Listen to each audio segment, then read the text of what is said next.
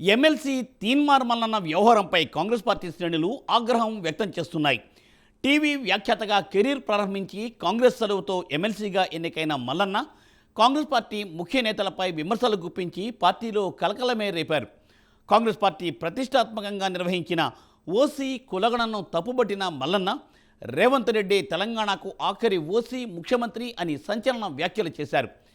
ఈ క్రమంలో కాంగ్రెస్ పార్టీ నుండి సస్పెండ్ అయిన ఆయన భవితవ్యంపై పెద్ద చర్చ జరుగుతోంది. ఇప్పుడు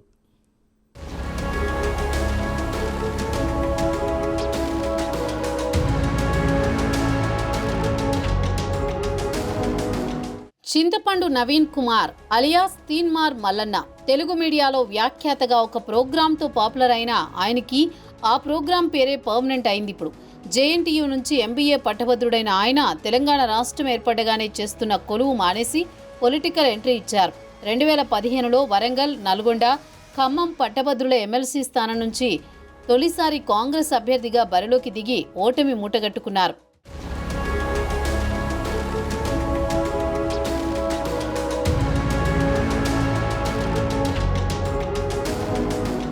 అప్పటి నుంచి గెలుపు గుర్రం ఎక్కడానికి గజనీ మహమ్మద్లా ప్రయత్నాలు చేస్తూనే ఉన్నారు. 2019లో కాంగ్రెస్ సీనియర్ ఉత్తమ్ కుమార్ రెడ్డి ఎంపీగా గెలిచి హుజూర్ నగర్ ఎమ్మెల్యేగా రాజీనామా చేశారు. అప్పుడు హుజూర్ నగర్కు జరిగిన ఉప ఎన్నికల్లో ఇండిపెండెంట్గా పోటీ చేసిన తీన్మార్ మల్లన్న పరోక్షంగా బీఆర్ఎస్ విజయానికి సహకరించారన్న ప్రచారం జరిగింది. ఆ తర్వాత రెండోసారి వరంగల్, నల్గొండ, ఖమ్మం పట్టభద్రుల ఎమ్మెల్సీ స్థానం నుంచి స్వతంత్ర అభ్యర్థిగా పోటీ చేసి ఎప్పటిలాగే మళ్లీ ఓడిపోయారు. ఇండిపెండెంట్గా మల్లన్న 83,520 ఓట్లు చీల్చుకోవడంతో బీఆర్ఎస్ అభ్యర్థి పల్లా రాజేశ్వరరెడ్డి ఓట్లతో 12,806 ఓట్లతో గట్టెక్కారు.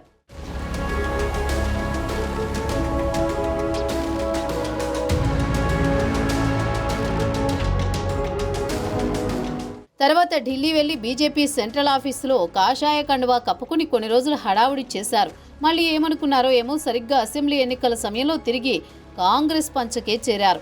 అప్పటికే ఎన్నికల్లో 3 సార్లు పోటీ చేసి ఓడిపోయిన మల్లన్నకి ముఖ్యమంత్రి రేవంత్ రెడ్డి ఎమ్మెల్సీగా అవకాశం కల్పించారు.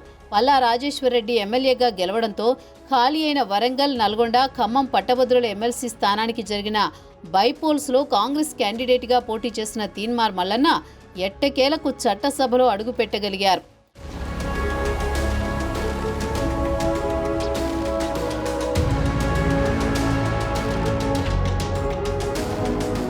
ఇక అప్పటి నుంచి మల్లన్న హడావుడి మొదలైంది.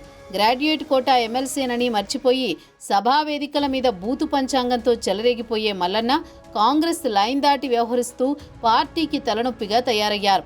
అధికార కాంగ్రెస్ పార్టీ ప్రతిష్టాత్మకంగా తీసుకున్న కులగణనపై అగ్రనేత రాహుల్ గాంధీ ఆలోచనలను రేవంత్ రెడ్డి ఆచరణలో పెట్టారు. రాష్ట్రంలో కులగణన నిర్వహింపచేసిన ముఖ్యమంత్రి అందరి దృష్టి తన వైపు తిప్పుకున్నారు.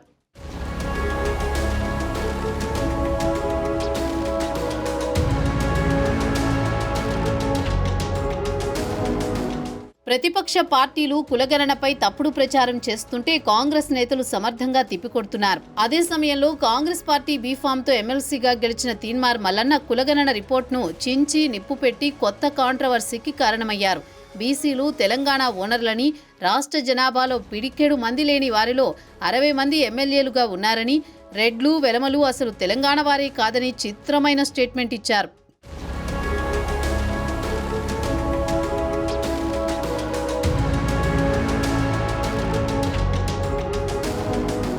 కాంగ్రెస్ పార్టీ నేతగా ప్రభుత్వ నిర్ణయాన్ని తప్పుబట్టడంతో ఆ పార్టీ నేతలే మల్లన్నపై ఆగ్రహం వ్యక్తం చేశారు.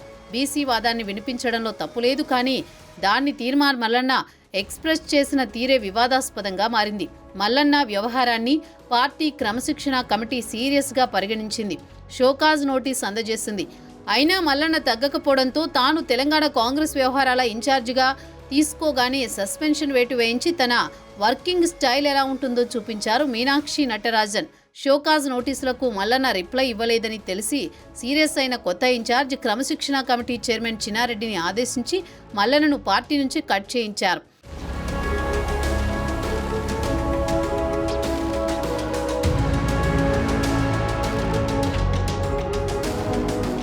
అన్ని పార్టీలను టార్గెట్ చేసిన తీన్మార్ మల్లన్న తన రాజకీయ భవిష్యత్తు కోసం తర్వాత ఏ పార్టీలో చేరతారనే చర్చ జరుగుతోంది. బీజేపీలోకి వెళ్లి వచ్చిన తీన్మార్ మల్లన్న బీఆర్ఎస్లోకి వెళ్లే అవకాశం లేదు. అధికార కాంగ్రెస్లో ఆయనకు తలుపులు మూసుకుని పోయాయి. బీజేపీ రాజ్యసభ సభ్యుడు ఆర్ కృష్ణయ్య వంటి నేతలతో బీసీ నినాదంతో మల్లన్న కొత్త పార్టీ తెర మీదకు తెస్తారా అన్న చర్చ మొదలైందిప్పుడు.